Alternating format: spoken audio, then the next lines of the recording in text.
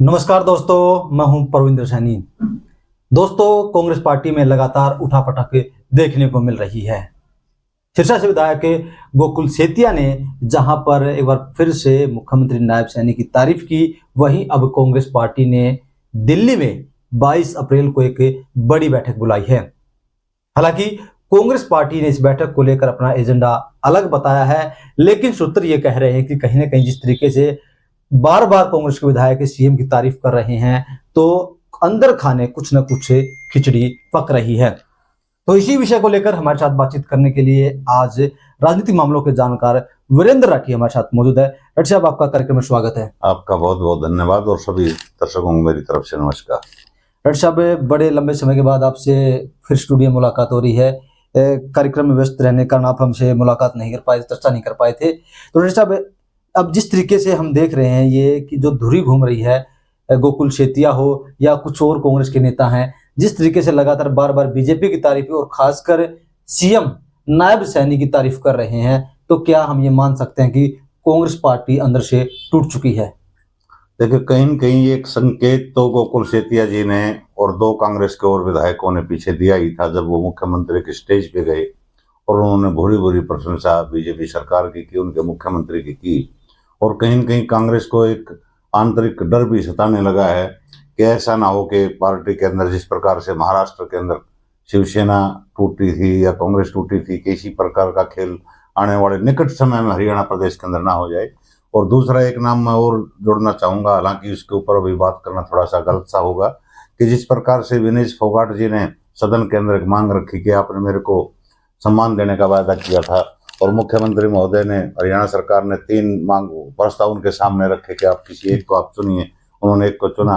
तो इस पर जिस प्रकार से कांग्रेस विधायकों के साथ भारतीय जनता पार्टी का शीर्ष नेतृत्व जो है वो पटरी बैठा रहा है या तालमेल बैठाने की कोशिश कर रहा है, तो आने वाले भविष्य की राजनीति भारतीय जनता पार्टी एक बड़ी सोच लेकर के और दूर की सोच लेकर के चलने वाली पार्टी है, और इसके थोड़े से घातक परिणाम भविष्य में निकल सकते हैं। निकट भविष्य में नहीं तो आगामी 4, साढ़े 4, 5 साल बाद चुनाव आएगा, तो तब कहीं न कहीं प्रभाव जरूर इन बातों का पड़ेगा। डॉक्टर साहब, जिस तरीके से गोकुल सेतिया ने पोस्ट किया, उसमें उसने लिखा कि नायब सैनी जो है लगातार मेरी तारीफ कर रहे हैं, लगातार आम लोगों से मिल रहे हैं, मेरे कामों को भी कर रहे हैं। और उन्होंने ये भी कहा कि जिस तरीके से पूरी भारतीय जनता पार्टी या यूं कहें पूरा विपक्ष एक साथ हो गया था, उसके बाद भी मैंने चुनाव में जीत दर्ज की और मुझे कांग्रेस के शीर्ष नेतृत्व ने मिलने के लिए बुलाया तक नहीं, मुझे शाबाशी तक नहीं दी, जबकि निकाय चुनाव में जहां से हमारा उम्मीदवार काफी कम मार्जिन से आ रहा और किसी बड़े नेता ने चुनाव प्रचार नहीं किया, उसके लिए भी मेरी कोई प्रशंसा नहीं की गई। तो क्या हम ये मान लें कि वो पूरी तरीके से कांग्रेस पार्टी से नाखुश हैं? देखिए, गोकुल सेतिया की जड़ें बड़ी गहरी हैं सिरसा के अंदर। इनके नाते होते थे, वो वहां से विधायक भी रहे, मंत्री भी रहे।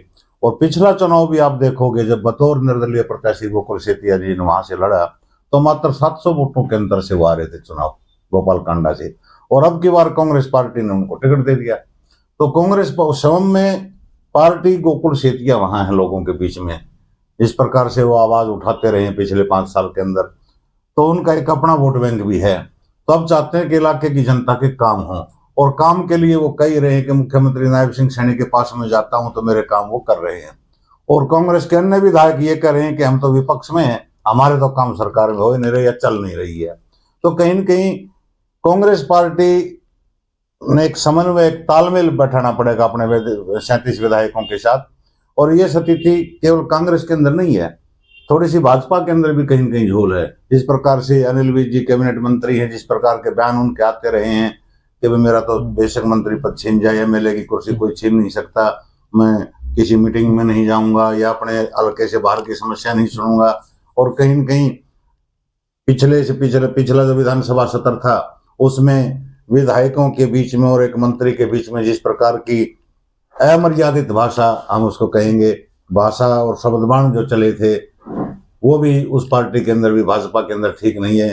कहीं न कहीं दादा गौतम जिस पार्टी के अंदर रहते हैं, मंत्री की कुर्सी उनको मिली नहीं, वो इसी प्रकार का खेल कहीं कहीं भाजपा के अंदर भी चला हुआ है। लेकिन भाजपा सत्ता में है, वो मैनेज कर जाएगी। कांग्रेस आज विपक्ष में है और विपक्ष में भी विपक्ष का नेता नहीं चुन पाई है। और सबसे बड़ा जो विवाद कांग्रेस के अंदर चला हुआ है वो इसी बात को लेकर के चला हुआ कि विपक्ष का नेता कौन हो। सीधी सी बात है, जितने विधायक जीत करके आए हैं उनमें भूपेंद्र हुड्डा के व्यक्ति ज्यादा जीत करके आए, वो चाहते हैं कि हुड्डा साहब बने। लेकिन कांग्रेस हाईकमान चाहता है कि कहीं न कहीं हुड्डा साहब को हमने लंबे समय तक राजनीतिक पारी हरियाणा प्रदेश के अंदर स्वतंत्र रूप से खिलाई है कि इस पारी का कहीं न कहीं अंत होना चाहिए, तो वो किसी दूसरे नेता को चाहते हैं।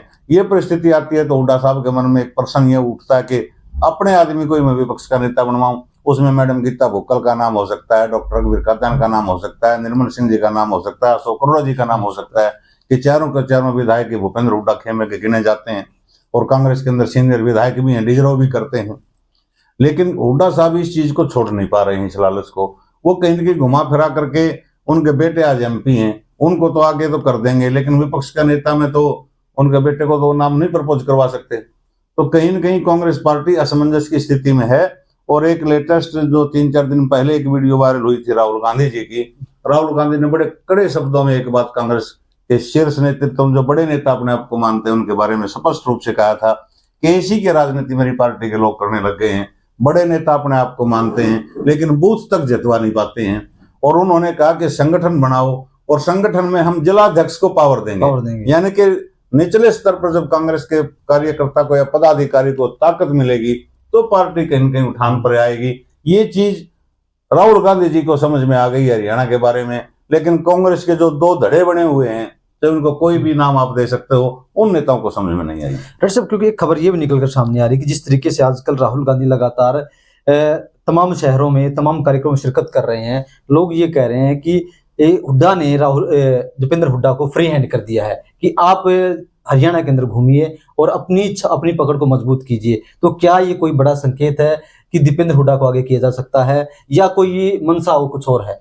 संकेत तो एक बात हमने बहुत पहले एक वीडियो में कहा था कि हरियाणा प्रदेश में जो आदमी 8-10 साल चीफ मिनिस्टर रह गया कांग्रेस पार्टी का, विशेषकर कि उसने अपनी पार्टी बनाई ही बनाई है। 4-5 नाम भी उसमें चर्चा किए थे। भूपेंद्र हुड्डा जी चाहते हैं कि अपना गुट मजबूत रखे, अपने पास ताकत रखे, वो रहती हुई दिखाई नहीं दे रही। तो ये चाहते हैं कि दीपेंद्र हुड्डा को अपनी तरफ से नेता प्रोजेक्ट करो कि भाई मैं अगर रिटायर हो भी जाऊंगा तो मेरे आदमियों का ख्याल जो है दीपेंद्र हुड्डा जी रखेंगे। तो उनके नाम पे सारे कार्यकर्ताओं के संपर्क में रहें। भविष्य में अगर नई पारी खेलनी पड़ जाए किसी नए दल के रूप में, तो उसकी लीडरशिप भी भूपेंद्र हुड्डा जी चाहेंगे कि दीपेंद्र हुड्डा जी करें। और ऐसा ना केवल संभावनाएं बता रहा हूं, ये हो सकता है 2-2.5 साल बाद हमारे को देखने को मिल जाए। क्योंकि कांग्रेस पार्टी ने तो फ्री हैंड भूपेंद्र हुड्डा जी को आज से नहीं 2005 से दे रखा है हरियाणा के अंदर। 2 बार वो सीएम बने, 2 बार फिर सत्ता से बाहर रहे, तीसरी बार फिर सत्ता से बाहर हो गए। तो भूपेंद्र हुड्डा जी के ही तो नेतृत्व में तकरीबन 4 से 5 चुनाव लड़े गए। 2 बार कामयाबी मिली, 3 बार असफलता मिली। दूसरों को भी कहीं ना कहीं वो चाहते हैं कि हमारे को भी मौका मिले। डॉक्टर साहब, कल जिस तरीके से बीके हरिप्रसाद ने मीटिंग बुलाई है प्रभारी जो कांग्रेस के हरियाणा से, तो क्या आपको संकेत लग रहा है, क्या विधायक बीजेपी में जाने की तैयारी कर रहे हैं, उन्हें रोकने के लिए है, या नेता प्रतिपक्ष का ऐलान हो सकता है, या हरियाणा कांग्रेस के अंदर जो फूट है उसको रोकने के लिए मीटिंग बुलाई गई है? बीके हरिप्रसाद जी एक बड़े सीनियर नेता है कांग्रेस के और सम्मानित नेताओं में हैं। वो कहीं न कहीं इस बात को सुलझाने का प्रयास कर रहे हैं कि एक मत से विपक्ष का नेता हरियाणा के अंदर चुना जाए और किसी ऐसे व्यक्ति को प्रदेश अध्यक्ष का पद दिया जाए जो सभी धड़ों को साथ लेकर के चलो। हालांकि धड़े ज्यादा नहीं है, नाम धड़े दे रखा है, लेकिन बड़ा घटक जो हम कह सकते हैं वो भूपेंद्र हुड्डा जी को के नेतृत्व में है और उन्हीं को नेता चाहता है। लेकिन कहीं न कहीं हाईकमान के अंदर भूपेंद्र हुड्डा जी विश्वास कहीं न कहीं उनका काफी कम हुआ है। तो वो चाहते हैं कि ऐसे व्यक्ति को बनाया जाए, चाहे वो युवा हो या किसी और समुदाय से हो, कि पार्टी का वोट बैंक जो छिटक करके गया है वो वापस आ जाए।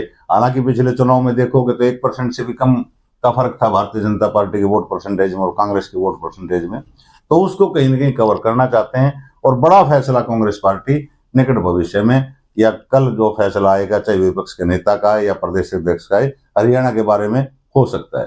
डॉक्टर साहब, जिस तरीके से नेशनल हेराल्ड मामले को लेकर चंडीगढ़ में प्रोटेस्ट किया कांग्रेस पार्टी ने हुड्डा के नेतृत्व में, तो बड़ी बात वहां पर यह थी कि एक तो जो सांसद कुमारी शैलजा वो वहां पर नहीं पहुंची, लेकिन सुरजेवाला का जो बेटा है आदित्य सुरजेवाला वो उस प्रोटेस्ट में शामिल हुआ। तो क्या हम ये मान लें कि अब रणदीप सुरजेवाला जो है वो कहीं ना कहीं हुड्डा के निकट आने लगे हैं? देखो, वो प्रोटेस्ट किया गया नेशनल हेराल्ड के मामले में और वो सीधा मामला जुड़ा हुआ है राहुल और सोनिया जी से। तो तकरीबन जो नेता कांग्रेस की पृष्ठभूमि के हैं वो चाहेंगे कि जहां गांधी परिवार का नाम आता है कि वहां तो इनको अटेंडेंस अपनी प्रेजेंटेशन देनी पड़ती है, हाजिरी देनी पड़ती है। कुमारी शैलजा क्यों नहीं जा पाई?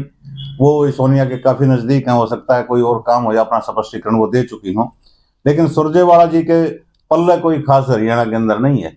एक चुनाव हारते हैं, एक जीतते हैं, ठीक है, पिछला हार गए थे, अब की बार जीत गया, कि क्या पता क्या रिजल्ट रहेगा। ना किसी दूसरी सीट को अपने एरिया या क्षेत्र से, जींद से या कैथर से वो निकाल पाने में सक्षम है।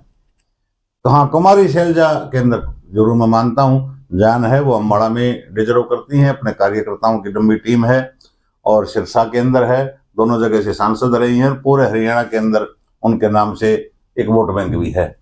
तो वो फैसला अगर जाएगा तो दूसरा गुट अगर नाम दें तो सुरजेवाला की गिनती तो इसके अंदर नहीं होती, वो कुमारी शैलजा के रूप में हो रही है।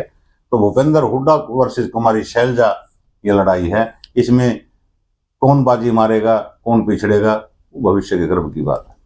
तो दोस्तों, कहीं ना कहीं जिस तरीके से अब कांग्रेस पार्टी ने एक बड़ी बैठक जरूर बुलाई है, बीके हरिप्रसाद ये मीटिंग लेंगे, लेकिन इस बैठक में क्या फैसला होगा, क्या रणनीति बनेगी, या कोई जिस फैसले का हर कोई इंतजार कर रहा था कि हरियाणा में कोई बड़ा फैसला कांग्रेस पार्टी लेगी, उस घड़ी का समय आ गया है, या फिर कांग्रेस पार्टी वहीं अपना पुराना राग लापेगी, ये तमाम चीजें हैं जो भविष्य के गर्भ में है। और जब ये मीटिंग होगी उसके बाद ही ये चीजें निकल कर सामने आएंगी। अरे साहब, हमारे साथ इस चर्चा में शामिल होने के लिए आपका बहुत बहुत धन्यवाद। आपका बहुत बहुत शुक्रिया।